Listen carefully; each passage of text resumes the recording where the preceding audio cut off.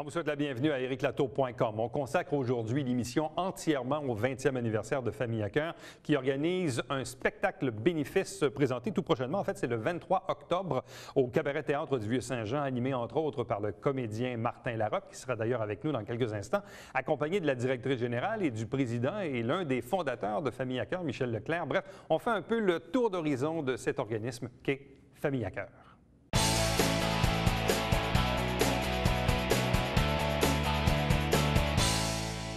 L'invitation est lancée pour le mercredi 23 octobre, 19h au Cabaret Théâtre du Vieux-Saint-Jean, spectacle bénéfice pour célébrer le 20e anniversaire de Famille à cœur. 3 invités pour nous parler de l'organisme et de l'événement. Je vous les présente à l'instant. D'abord, la directrice générale Manon-Hélène Desjardins. Bonsoir. Bonsoir, Éric. Le président et fondateur, l'un des fondateurs de l'époque, Michel Leclerc. Bonsoir. Bonsoir. De même que Martin Larocque, comédien, animateur, conférencier, qui sera bien sûr impliqué dans le spectacle. Bonsoir. Bonsoir.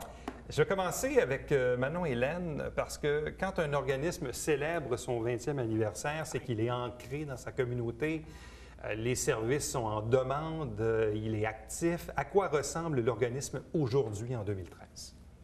Aujourd'hui, mon Dieu, aujourd'hui, Famille à cœur, c'est plus de 800 familles qui viennent nous rendre visite à chaque année.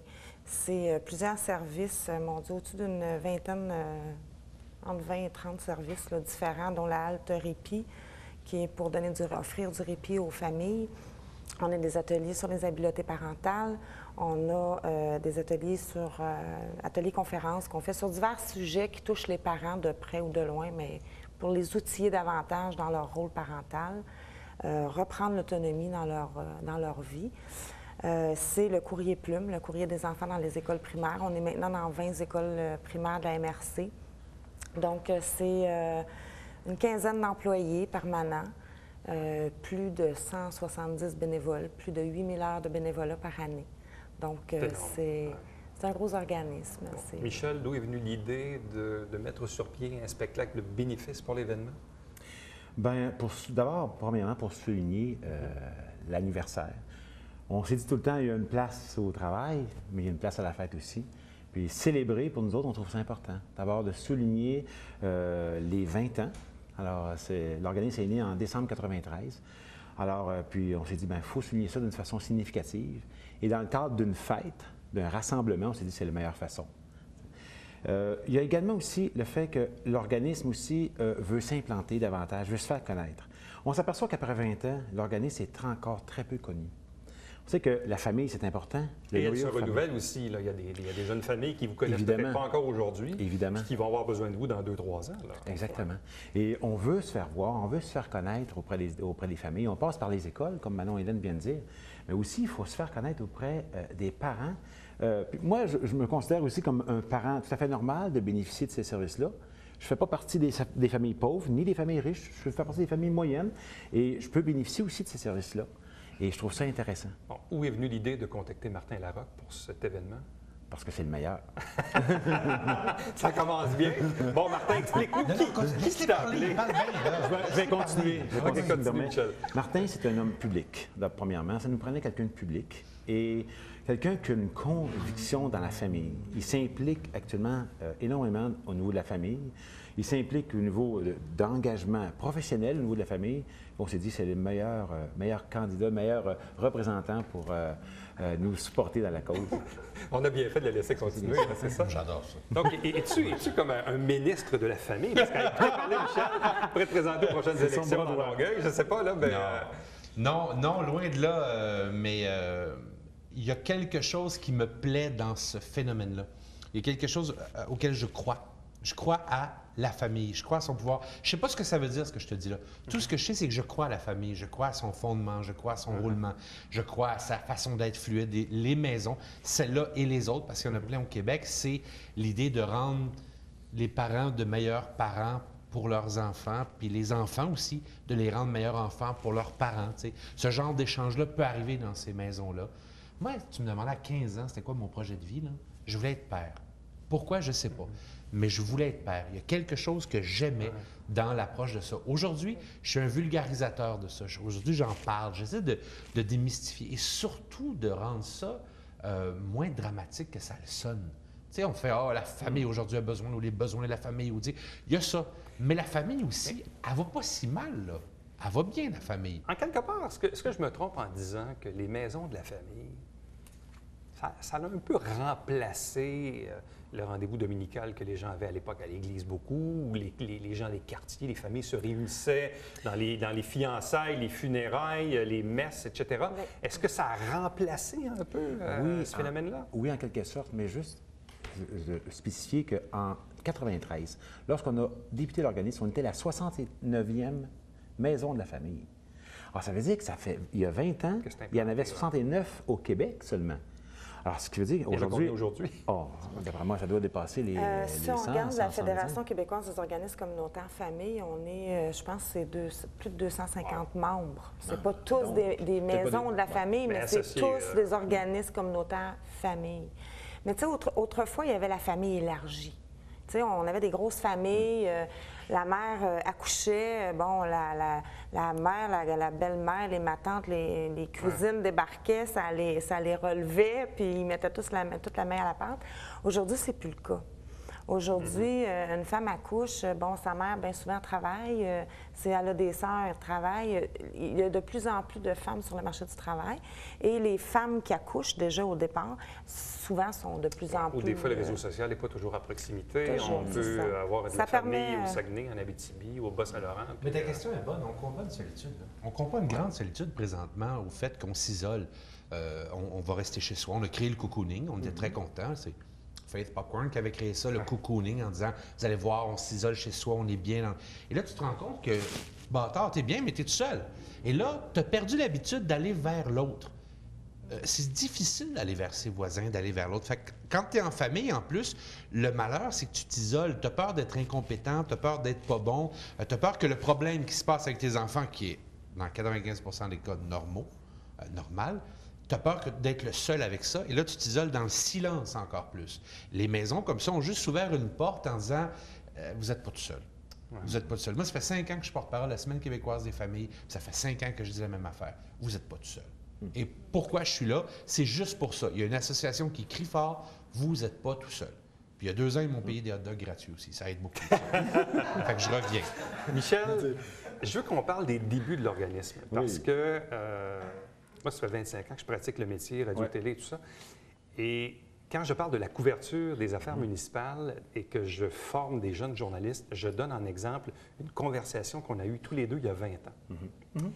C'était très drôle parce qu'à l'époque, il y avait un peu de contestation. Je pense au moment de la fondation, c'était comme pas dans ma cour. Je pense que l'objectif, c'était d'avoir une maison dans Saint-Lucien ou quelque chose comme ça. Et je ne me rappelle pas de la personne qui t'accompagnait. Là, Bon, d'abord, c'est... Vous étiez 2 là-dedans au début? D'abord, c'est Diane Tanguay. L'initiatrice, la fondatrice principale, c'est Diane Tanguay. Ma fille, moi, Daphné, fréquentait le service de garde chez Fanfan et c'est comme ça que Diane m'a invité. On a formé un groupe avec Pierre Chénier, France Mercier, Sylvie Kouchowski, la notaire Daniel Delan. Oui. Alors, on s'est formé un groupe. On était 4-5. Disons qu'il y a un noyau de 5 personnes qui étaient là. Et là, c'est là qu'on a voulu s'établir. On a voulu avoir une maison. Et en partant, Diane nous dit on a une subvention de 42 000 hey, mon Dieu, ça part-tu bien l'organisme, ça? Puis c'était l'Initiale de la famille, ça ne s'appelait pas l'Initiale de la famille à l'époque, mais qui supportait le développement. Alors nous, on s'est dit mais c'est merveilleux, on est allé visiter d'autres maisons de la famille et tout ça. Mais quand on a voulu s'établir, on a fait l'acquisition d'une maison sur la rue de la Salle. Et là, les gens nous ont perçus comme une maison de jeunes. Ils s'imaginaient des motards qui arrivaient, des bicycles, du trafic, qui se sont dit on n'aura plus d'intimité. On a décidé de faire du porte-à-porte, vendre notre salade, on a fait des réunions pour calmer un peu. Et on n'a pas tellement eu d'appui, vous avouez. Bon, et ça, c'est la parenthèse que je veux amener, parce que je me rappelle, à cette époque-là, je suivais les assemblées du Conseil avec mon collègue Marc Trépanier du Canada français. Et de 2 semaines en 2 semaines, on vous voyait là, aller poser des questions au Conseil. Puis bon, le Conseil n'avait pas l'air trop réceptif. Et je me rappelle, toi et ton collègue, vous étiez venus me voir, moi et Marc Trépanier, et vous m'avez dit qu'est-ce qu'il faut qu'on fasse pour que ça marche? Et moi et Marc, on vous avait dit soyez ici aux 2 semaines pendant 6 mois, puis dans 6 mois, les élus vont tellement être tannés de voir la face qu'ils vont régler le dossier. Puis finalement, c'est à peu près le temps que ça a pris. Et même, on disait à l'époque, le cabinet du maire disait ça semble visqueux, votre projet. Et nous, ça nous a insultés. On s'est dit, c'est pas ridicule. Mais on trouvait ça ridicule de se défendre par rapport à ça. On disait, hey, mais la famille, c'est important. Puis tout le monde, parmi l'assistance, avait une famille. Puis on s'est dit, on veut bâtir une maison de la famille. Mais c'était tellement nouveau dans la façon d'exercer peut-être un mouvement. Tu sais, un mouvement de la famille, ça veut dire, bon, qu'est-ce qui va... Mais dans le fond, ce que je veux démontrer, c'est que vous avez été très, très tenace. Parce que ça n'a pas été facile. Mais on y croyait. Partir l'organisme. C'est tellement un beau projet. On voulait devenir une école de parents. On s'est dit, qui va nous empêcher de développer une école de parents? Tu sais, on a tout appris. Si on se posait la question aujourd'hui, on a tous appris à éduquer nos enfants sur le tas, qu'on appelle. Hein? On a observé notre mère, notre père, notre grand-mère, notre grand-père, nos voisins, nos amis. Bon. Puis on a copié un modèle, puis on le fait. On s'est dit, nous autres familles à cœur, pourquoi qu'on ne ferait pas, on n'assurerait pas ce support-là par différents exercices, différents ateliers, différentes thématiques ou différents rassemblements pour ne pas se sentir tout seul, sentir, comme disait Martin, pas se sentir isolé dans notre éducation, puis de se comparer, puis dire, qu'est-ce que tu en penses? Moi, j'ai agi comme ça avec mon ado. C'est-tu correct? Qu'est-ce que tu fais de toi? Alors, c'est ça que ça prend un milieu comme ça. L'organisme a drôlement évolué parce que, mis à part cette petite bataille pour exister, il y a 20 ans, l'organisme s'est développé grosso modo dans le quartier Notre-Dame-de-Lourdes avec 1, puis 2, puis 3 bâtiments, jusqu'au jour, finalement, vous avez fait l'acquisition des Aliments Richelieu ici, du Richelieu sur la rue Saint-Georges, coin Laurier, où là, ça vous a assuré une certaine pérennité pour établir vos services. Là. Donc, l'organisme a évolué quand même assez grandement. Là. Assez rapidement, je pense qu'on a su bien s'entourer aussi. On a su se ressourcer, aller voir ailleurs aussi ce qui se fait. On n'a pas la prétention de dire qu'on a la recette magique ou qu'on sait quoi faire, puis venez nous voir, on va vous dire quoi faire, puis on a la recette. Donc, oui, on avait 3 locaux à ce moment-là aussi. C'était en 2005 qu'on a acheté la bâtisse. Et c'est sûr que c'est grandement facilitant. C'est facilité d'accès aussi pour la clientèle parce que plus de stationnement, plus situé au centre-ville, donc plus facile d'accès pour les gens qui n'ont pas de voiture pour se déplacer. Donc, une plus grande accessibilité. Bon. Revenons à l'événement je vais juste répéter, donc le mercredi 23 octobre, 19h, au Cabaret-Théâtre du Vieux-Saint-Jean. Martin, donc, à quoi va ressembler l'événement? Comment as-tu réussi à contacter d'autres participants? Donc, ça va ressembler à quoi? Soirée spectacle. Soirée spectacle. Il va y avoir un animateur.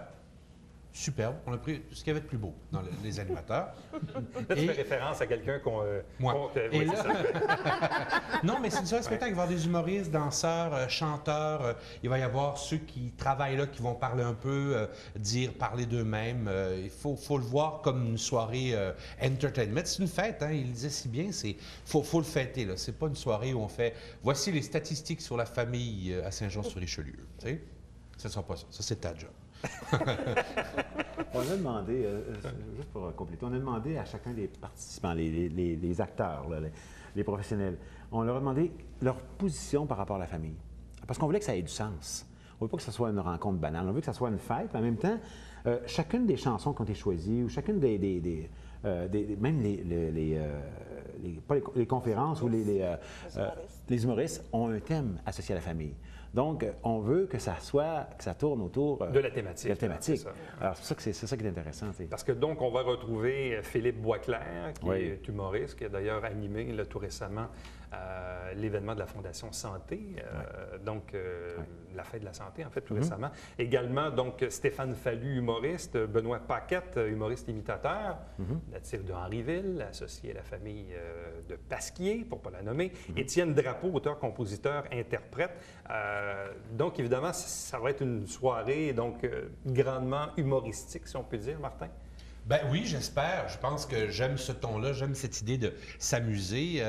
Ça exclura pas, je devine, le côté tendre que la famille apporte, parce qu'il y a un côté tendre dans la famille. Peut-être qu'Étienne Drapeau peut s'en occuper. Hein? Je pense que j'ai ce répertoire-là pour faire ça. Mais non. Je veux qu'on retienne une seule chose comme mot, c'est une fête. Retenons ce mot-là. Alors que Fallu, Boisclair, la famille Leclerc, Paquette et Drapeau soient là avec la rock, avec les membres, tu sais, tout ça, il faut retenir le mot fête. C'est juste ça que je vais animer. C'est ça que j'ai le goût de faire. Je veux faire ça. Bon, ça coûte combien participer à cet événement-là? C'est 50 $ le billet. Bon. Donc, c'est sûr qu'il y a des forfaits aussi. On a des partenaires qui commencent à se joindre tranquillement. On a 3 choix de partenaires, bâtisseurs, visionnaires, amis de la famille, qui sont des partenaires majeurs. Et il y a possibilité aussi d'avoir des tables corporatives avec le logo sur la table. Bon. Évidemment, c'est un événement bénéfice. Oui. Et comme tout bon organisme, on tente toujours de se financer par mille et une façons. Oui. Comment l'organisme arrive-t-il à se financer aujourd'hui, en 2013? On est assez créatif, je dois dire, parce qu'on n'a pas non plus, je parlais de prétention tantôt, on n'a pas la prétention d'attendre juste après les subventions. On est tout à fait conscient que, ça sera toujours limité dans une certaine mesure. Donc, c'est sûr qu'il y a une certaine tarification qui est là pour certains services. C'est quand même une tarification qui tient compte de la capacité des familles aussi. Donc, une famille qui n'est pas en mesure de payer a accès aux services quand même. Puis, ça peut aller jusqu'à la gratuité. Il y a plusieurs services qui sont gratuits aussi. Il y a des levées de fonds comme ça. C'est sûr qu'il y a de la concertation aussi qui se fait dans le milieu. Donc, on est présent aux tables de concertation. Quand il y a des projets communs, on est là, on est présent. On diversifie le plus qu'on peut. Ça a déjà été jusqu'à l'équipe qui fasse du bénévolat, les employés, à confectionner des petites bonbonnières, à vendre des bonbonnières dans les centres d'achat à 5 $. Puis on a ramassé 5 000 $ comme ça une année. Donc, on se renouvelle chaque année, mais c'est vraiment de diversifier. On a une petite boutique aussi qui... On n'a pas l'intention on ne pense pas que ça va nous mettre riches, mais ça fait des petits revenus puis des services supplémentaires aux parents aussi. Michel, qu'est-ce qui fait que tu es resté aussi longtemps attaché à l'organisme? Parce que quand même, je présume que tes enfants aujourd'hui sont un peu plus vieux. Il y en a 20. Puis bon, tu étais là au début parmi les fondateurs, tu étais président, toujours associé au conseil d'administration, tu es encore président là, depuis quelques années. Qu'est-ce qui fait qu'après 20 ans, tu restes associé à l'organisme? La passion. La passion de la famille. Puis je me dis, comme en plus, on mentionnait tantôt que la famille s'est réinventée, on dirait que ça n'a pas de fin. Alors pour moi, c'est un engagement bénévole. C'est le seul engagement bénévole dans lequel je m'inscris. Puis je me suis dit, je me donne corps et âme à ce projet-là. Ça m'intéresse. Mais tu aurais pu dire, après 5, 8, 10, 12, 15 ans, bon, regarde, là, j'ai donné, je m'en vais dans une autre cause. Alors, le mandat, je m'étais donné quand je suis arrivé, quand on a mis ça au monde. C'est sûr qu'on a connu, en partant, une charge financière parce qu'on voulait créer. Quand on a décidé de s'engager une directrice générale, on prenait tous les fonds de tiroir pour être capable de la payer. Alors, moi, je me suis dit, je quitterai la journée où elle sera autonome financièrement puis elle volera de ses propres ailes. C'est pas le cas encore. Alors, mais on est tout proche. On est tout proche si on développe cette mise en marché qu'on appelle, c'est pour mieux se faire connaître. Donc, si on a plus de membres, si on a plus de partenaires, puis on peut séduire davantage les bailleurs de fonds parce qu'on est impliqué dans une communauté vivante, bien, on se dit, hey, il va se passer quelque chose, ça va aller de soi. Mais on sait que ça sera toujours à réinventer parce que les subventions sont de courte période, 2 ans, 3 ans. Le seul bailleur de fonds qui nous supporte depuis 18 ans, c'est le Centraide. Alors, ça nous aide énormément. Puis, on passe une évaluation à tous les 3 années. Alors, il y a de la paperasse. Hein? Ah, puis ils vont à fond. Puis, ils nous aident en même temps. Ils sont d'un support incroyable parce qu'en même temps, c'est pas juste la subvention, c'est l'éducation aussi ils veulent nous éduquer à renforcer notre organisme puis en même temps à miser sur la clientèle qui a besoin. Martin, tu parlais tantôt d'isolement puis de cocooning. Est-ce qu'il y en a encore aujourd'hui qui vont un peu snobber ces organismes ou ces maisons de la famille? Ils disent, non, moi, regarde, je m'occupe de mes affaires chez nous, puis je n'ai pas besoin de ça. Oui, puis... Longtemps, on a cru que c'était juste les gens sur le bien-être qu'elle est là, les gens qui étaient pauvres d'éducation, de culture, comme les lignes gratuites, par exemple, éducation coup de fil, tout ça. Ceux qui appellent, c'est ceux qui sont vraiment désespérés. Puis là, tout à coup, tu lis les statistiques, puis tu te rends compte que non, pas du tout. Ceux qui appellent à ces lignes-là, ceux qui font affaire au service, c'est les gens qui ont eu le courage d'avouer à un moment donné, je le sais pas. Je le sais pas. Puis là, j'ai pas ma mère ou mon père autour, comme elle disait tantôt, je ne l'ai pas, la famille. Fait que je vais aller là. Et là, tout à coup, tranquillement, mais c'est tranquillement, les rideaux ont commencé à tomber en disant, ah, OK, ouais. Ah non, c'est juste un événement. Moi, je fais beaucoup de rencontres avec les pères dans les maisons de la famille au Québec. Puis tout à coup, tu vois qu'il y a tous les pères qui sont là. Et ça me réjouit énormément de se dire, ah, OK. tout le monde se joint à un seul dénominateur commun, la famille, qui, elle, on dirait, Ça, mais- dans le cœur, n'a pas de valeur Parce que sociale. parfois, il peut y avoir un peu de snobisme ou même de l'orgueil Oui. mal placé. Oui, oui, oui. Pas besoin d'aide. Oui. Non, mais c'est T'es-tu vraiment- papa? Tout à fait. Oui, tout à fait. T'as-tu des jours où t'as fait « je le sais pas Ah, bien ça arrive même encore aujourd'hui. hein. » C'est ça. C'est exactement ça. c'est ça. Et il y a On des essaie d'agir au meilleur de notre connaissance. C'est ça. C'est tout. Et ces maisons-là disent, c'est bon ce que tu fais. Nous, ce qu'on va te donner, là, c'est un outil de plus peut-être. On n'a pas la vérité, mais dans ton cas, essaye donc ça. Mais est-ce qu'il y a encore cette perception-là aujourd'hui de dire « Ah, ça, c'est un organisme pour aider les familles pauvres. » Oh mon Dieu, oui, tout à fait. Donc, il y a encore ce Et préjugé-là, là, qui traîne, là. malheureusement, là, c'est ce qui est vendeur. Donc, c'est un peu Ouais. plate. Parce que, tu sais, être démuni dans la vie, là, les gens associent ça au signe de dollar et ça n'a tellement rien à voir. Tu peux avoir bien de l'argent dans la vie puis être totalement démuni face à l'éducation de tes enfants ou face à une réaction ou une situation X que ton enfant vit. Mon Dieu, j'ai pas ce vécu-là, donc de quelle façon je vais pouvoir le soutenir là-dedans? On manque de ressources à un moment donné, puis ça, c'est humain, c'est normal, c'est la vie. Et puis, tu sais, tantôt, je parlais de tarification, bien, les gens ont l'impression que c'est gratuit. Ah, ben mon Dieu, OK, c'est parce que c'est justement pour les familles pauvres. Mais en même temps, même ces familles-là qui n'ont pas beaucoup de sous, s'ils sont capables de donner 5 sont fiers. Parce qu'ils ont une fierté, ces gens-là aussi. On a tous notre fierté. Puis il faut être reconnu. On veut être un minimum de reconnaissance aussi qu'on va chercher. Michel, quand tu parlais tantôt donc de promotion, de mise en marché, de développement, ça passe un peu par là, c'est-à-dire toujours dans le jeu des perceptions, donc de faire comprendre au monde que, ben, même tu disais tantôt, il y a même du monde qui ne nous connaissent pas encore après 20 ans. Donc, c'est de se faire connaître, dans le sens où on est un organisme qui est dédié à tous et à toutes. Oui, là. tout à fait. Puis on a tous besoin d'une écoute. Puis bien souvent, là, où on apprend le plus, c'est quand on se compare. Et comment tu fais? Comment tu partages ça? On recherche un élément, on le pratique, on travaille ça. Tu sais, on arrive tous face à un mur un jour dans l'éducation. Tout le temps, tout le Je vais temps. faire un peu de millage, si tu permets, sur ta Ouais. question.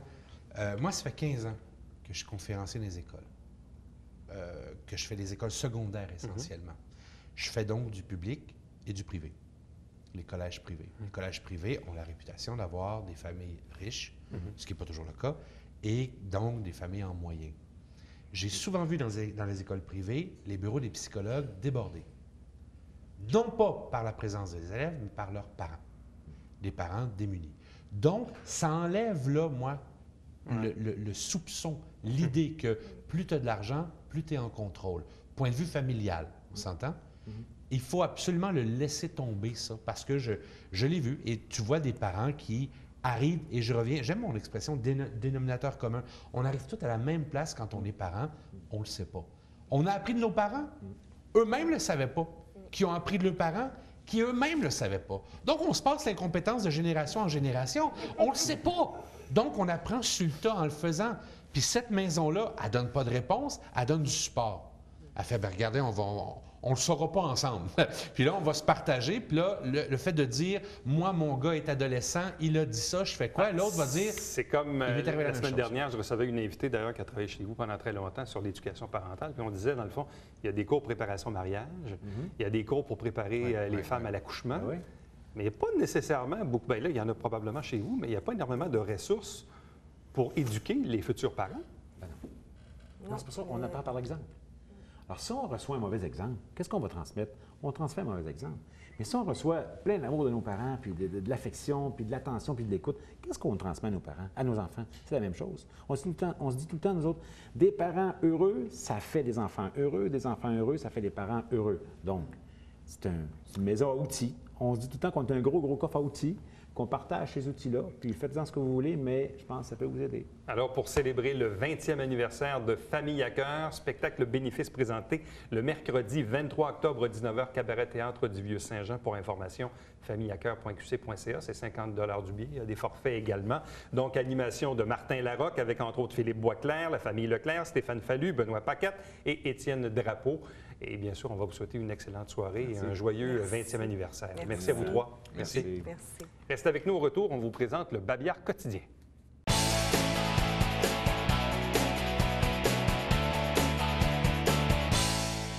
Vous savez qu'à chaque année, le service des loisirs de la Ville de Saint-Jean-sur-Richelieu organise, en collaboration avec différents organismes dans le milieu, un concours de photographie amateur, mais quasi professionnelle. Cette année, on dit c'est Zoom sur mon patrimoine et vous avez jusqu'au 8 décembre pour vous inscrire et probablement déposer vos photos. Allez sur le site Internet de la Ville pour en connaître les détails. Lundi, le 30 septembre dernier, c'était la tenue de la dernière assemblée du présent conseil. Il y a le conseiller Lanier, Poisson qui prennent leur retraite politique, le maire Dolbec également, qui en a profité pour dire un peu ses derniers mots. Il y a aussi 3 conseillers sortants qui sollicitent la mairie, donc visiblement, il y en a au moins 2 là-dedans qui ne reviendront pas. Il y en a peut-être certains aussi qui vont revenir ou ne reviendront pas. Bref, il y avait une ambiance assez particulière. Donc, au cours des 2 prochaines semaines, on vous présente des extraits de cette séance du conseil du lundi 30 septembre. Après quoi, pause durant la campagne, l'élection. Et on va revenir après le 18 novembre avec le nouveau conseil et le nouveau maire. Télébingo, 3 500 $ en prix à chaque semaine, une trentaine de dépositaires dans le territoire au Richelieu et Rouville pour acheter vos livrets, vos cartes. Pour connaître la liste, vous téléphonez ici, vous allez sur le site Internet. Télé du Richelieu, nouvelle adresse, 145 rue Richelieu, nouveau code postal bien évidemment. Même numéro de téléphone, même adresse courriel, même site Internet et même directeur général, Richard Ressico, qui est toujours là pour vous servir. Je fais un petit clin d'œil ici à notre réalisateur. Et donc, c'est la même équipe tout à fait. Et d'ailleurs, je vous invite à visiter notre site Internet www.tvhr9.com. On est là demain. Bye bye.